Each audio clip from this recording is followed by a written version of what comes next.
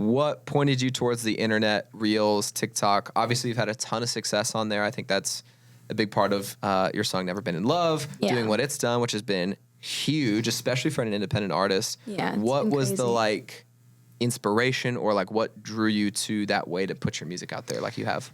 Yeah, I mean, I definitely was not one of the first, and I think I just kind of watched, you know, friends of mine like Priscilla Block and Lily Rose, you know, kind of take that path, and I kind of got on TikTok when a lot of other people did during the early days of the pandemic just to entertain myself, and then, you know, I was posting for fun, and it was a few like months into it that I was like, okay, like this could really be like a good tool, and you know, just took kind of a lot of trial and error of finding like what works, what doesn't. And I think it's different for everybody.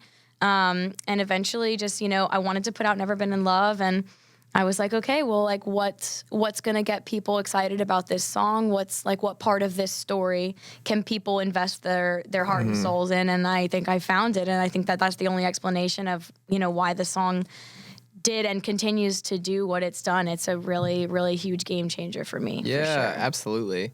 I love how you talked about, because I think about this all the time. It's like you write the song and then you're actually thinking of hooks about the song on the internet, which is a weird, 1,000%. like double so creative weird. thing. It's like now you don't just have to write the song.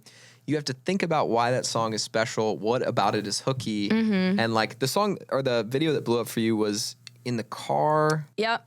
Tell me that story. Like, how did you think of that? And kind of take me through that video blowing up. Like, what was your reaction? Like, what happened? Yeah, those days? exactly. It's, of course, you know, I had seen the trend of the car videos, and but at that point, most of the ones that I had seen were just kind of people by themselves in the car, if that makes sense. And I kind of wanted to do something that was, you know, at least a little bit, you know, different from that, and kind of show like an aspect into like the inspiration of the song. So I have like my boyfriend in the car with me and I'm showing him the song, which is kind of the part that people fell in love with. Yeah, no, it's so endearing. It's so cute. Yeah, it just turned out great. And I thought this is definitely, you know, I think when people get a chance to see why you wrote a song, that's the part that they can really get behind. And obviously you also agree, when it's a bop, it just makes it even better. Exactly. So it was, you know, just a great, happy, upbeat song. And at that time also, I think a lot of the songs that were going viral were like really sad. So it was like, you know, like refreshing. Everybody was telling me like, you're going to be fighting an uphill battle. Like happy songs don't go viral.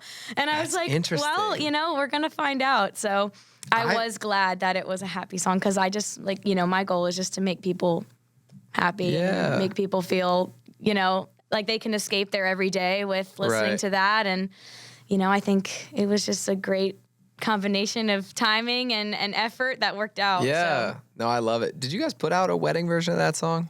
Does it have like a strip? We have, like a first dance version where we like even actually slowed it down a little bit, and we added, we had Ian play cello on it. Way. It's awesome. so beautiful. I love it so much. Yeah, but I've had people tag me in their videos. That's what I was going to ask. Yeah. I'm sure you have. It's such a first danceable song. Yeah. And we so wanted to make a version like that, but I remember I've seen videos of people just like dancing to the original at their wedding, and I'm like, cool, like, do your thing. Let's get it going. Yeah, that's awesome. Either way, but yeah, it's been really cool to see that, and it's just a way to, I don't know, that's when it feels the most real to me, when you like are seeing the way that other people are like taking something you made and bringing it into their own life and their own story, and like on one of the most important days of their life, you're like, okay, like this is real. I'm really out here doing this. No, so there's not a cooler feeling. It's one of the most rewarding things. It's incredible. Yeah. What do you feel like are some of your goals, or like what are some things that you'd like to see happen?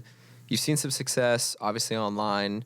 Do you want to sign a deal? Are you like industry focused? Are you more focused on just growing this thing? Like, because I think we're in a class and a group of people who there's lots of different ways to go about it. And like you can even look at somebody like Priscilla who signed a big deal and it's working for her. I think we all have friends who have signed big deals and it maybe hasn't gone the way that they wanted to. We also have friends like, you know, Cooper Allen, who's like selling hundreds and hundreds of tickets and he doesn't have a deal.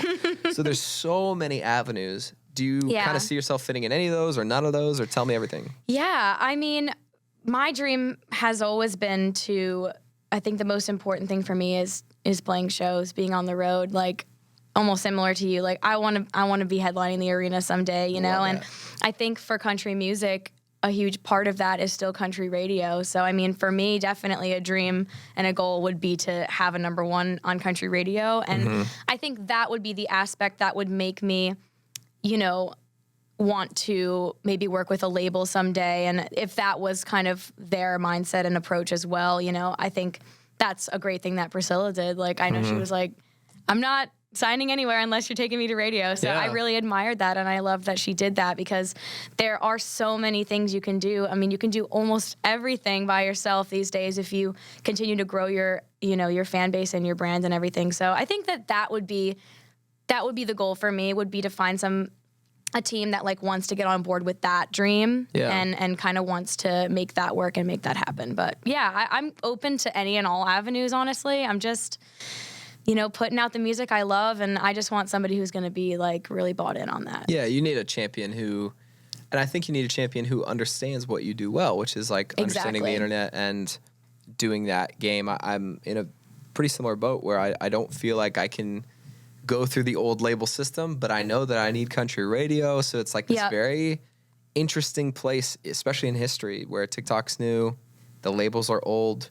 Do they adapt? Does TikTok change? Like, the internet is in this weird phase. I'm really curious to see, especially our class of human beings who are in town at kind of at the same time doing the same thing, what shakes out and like how that plays out in the end. I think we're in a really like transitional time, and it's either gonna go one of like a lot of ways and like shake out. And I can't wait to see what becomes the new normal, if that makes sense. That's how I feel too. I'm super curious. And in 5 or 10 years, do massive record labels still, is that just like by far and away the way that people break, or is it purely internet and it's more manager companies or like mini label services companies? Like, I don't know. It's going to be really interesting. Yeah, it's a little scary. It's super scary.